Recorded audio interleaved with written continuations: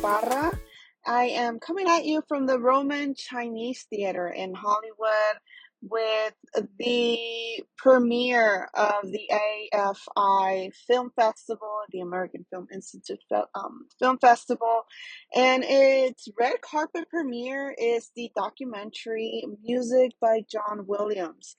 I quite frankly cannot think of a better way to begin a film festival in Hollywood than by perhaps the man that has single handedly revolutionized what film scores can do for not only movies and song and storytelling and everything, but what it can do to us on a personal and a deeper level.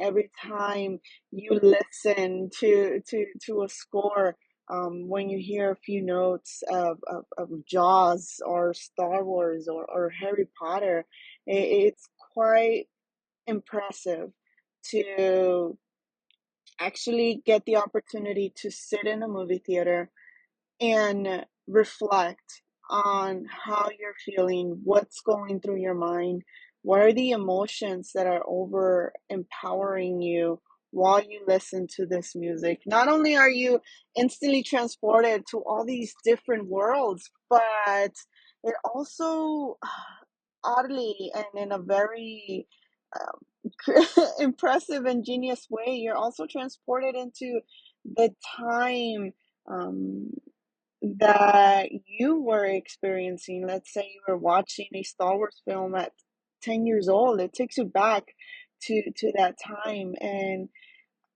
this documentary is just a beautiful tribute to John Williams, who I learned a lot about his illustrious career, particularly at the beginning of his career, which obviously he had like a good 20 years of musical career before he met Steven Spielberg, who would obviously be his most well-known collaborator. And that collaboration still extends to this film. As Spielberg came out, introduced the documentary, and is one of the producers of the film as well. But yeah, I wasn't aware of what John Williams had done in his 20s and his 30s. And then obviously I was more familiarized with what he did with Jaws, and then from that forward, which is, I believe, mid 70s, if I'm not mistaken. So to learn that he had a couple of jazz albums, and he was big on jazz, and he was a very musical person. He played the piano, he played all these variety of instruments, and he played them very well. But then he just started to write and started to conduct, and then just to learn and see on a wider scope his career just chronicled in this manner was informative, but also it gives you a sense of, if there was, which I highly doubt, but if there was any doubt of who is the best film composer of all time, this documentary will instantly reaffirm you that John Williams is the GOAT when it comes to scores. And outside of scores, it's quite fascinating to see how he has expanded and has gone outside of just film scores. He conducts orchestras and he does concerts, but also he also scored. He did a lot of TV shows, scored a lot of television prior to his jump to film, and then in addition, he does other other things too, like the Olympics. The most iconic songs and scores of the Olympics is composed and done by John Williams. And even news, I think it's NBC4 News, the intro songs too. Anyways, what I'm trying to say is that John Williams is just such a fascinating film composer to have to have around. To be quite frankly, I was emotional because I was not aware of how deeply ingrained his music and his creativity was, like, within me, like, to my core, like, to my DNA, until I sat down and watched the documentary and just started hearing the score of Jurassic Park and E.T. and Harry Potter. And I guess I never realized that he also did Home Alone, and quite frankly, that was a big surprise for me. But man, what an illustrious career this and Maestro John Williams has. I've been honored to have had the opportunity to see him perform and conduct at the Hollywood Bowl.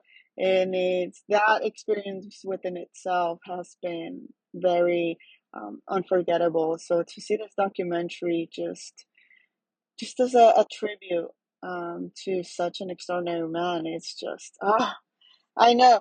Oh my God, I'm over 6 minutes in my initial thoughts on this documentary. But I guess that should tell you something, right? About what he's done for many of us. It's just in the film industry. But in many aspects, he is by far the best nonverbal communicator of all time. And I frankly, I just can't. I don't know, man. It's just a documentary that it had a very profound impact on me, and I was moved, very much moved by his process and obviously his decades long collaboration with Steven Spielberg. And I'm speechless, but I'm also moved and quite frankly in a way grateful that I've had the opportunity to live in the same timeline as the great John Williams and that I've seen him perform live. And oh my God. Yeah, I am obviously just blown away by the documentary, and I can't recommend this enough. Definitely seek it out when it does come out.